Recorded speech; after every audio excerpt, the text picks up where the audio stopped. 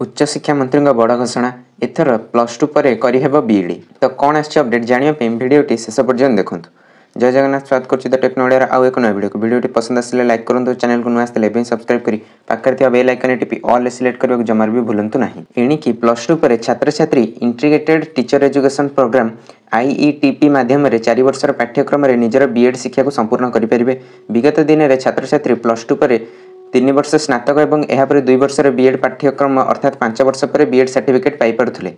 IETP लागू होगा छात्र छात्री सीधा सड़क यह कार्यक्रम अंतर्भुक्त हो निजर स्नातक और बीएड पाठ्यक्रम को 4 वर्ष मध्य शेष करेंगे। जातीय शिक्षा नीति 2020 आधार में राज्य में शिक्षा व्यवस्था को सुदृढ़ करने निमंते यह पदक्षेप निया उच्च शिक्षा विभाग पक्षर कहुई। परिप्रेक्षी में राज्य में रही शिक्षण अनुष्ठान बीएड कॉलेज रे IETP लागू 8टी शिक्षक शिक्षण अनुष्ठान से निकट में सरकारी डिग्री महाविद्यालय सहित बुझाणा पत्र स्वाक्षर कर बुझाणा पत्र स्वाक्षरित हो सारा पर आगामी दिन में national council for teacher education नियम अनुजाई IETP लागू कर।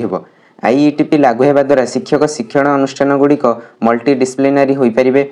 अन्यपक्षे राज्य में 199टी बेसरकारी स्नातक महाविद्यालय भित्तिभूमि सुदृढ़ निमंते उच्चशिक्षा विभाग पक्षर 168 कोटी टंका आर्थिक राशि अनुमोदित होईची। एही आर्थिक राशि द्वारा महाविद्यालय अतिरिक्त श्रेणी गृह परीक्षागार कैंटीन पाठागार कमन रूम बहुमुखी हॉल प्रशासनिक और एकाडेमिक कोठा आदि निर्माण मरामती पुनरुद्धार कार्य करा अवसर में विभिन्न महाविद्यालय अध्यक्ष और छात्र छात्री आभासी माध्यम एक भाव विनिमय कार्यक्रम में जोगदे उच्चशिक्षा मंत्री सूर्यवंशी सूरज महाविद्यालय भित्तिभूमि को सुदृढ़ करने और छात्र छात्री को गुणात्मक शिक्षा प्रदान कर स्वर्णिम भविष्य निर्माण करने दिगरे आम प्रतिश्रुतिबद्ध बोली कही।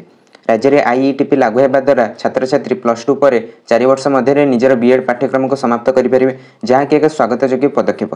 एसहित बेसरकारी महाविद्यालय सुदृढ़ भित्तिभूमि निर्माण और अध्ययनरत छात्र छात्री को गुणात्मक शिक्षा प्रदान करने दिगरे उच्चशिक्षा विभाग पक्षर 168 कोटी टंकार आर्थिक राशि अनुमोदित होती, जहाँकि निश्चित रूपे महाविद्यालय सामग्रिक विकास दिगरे सहायक होब।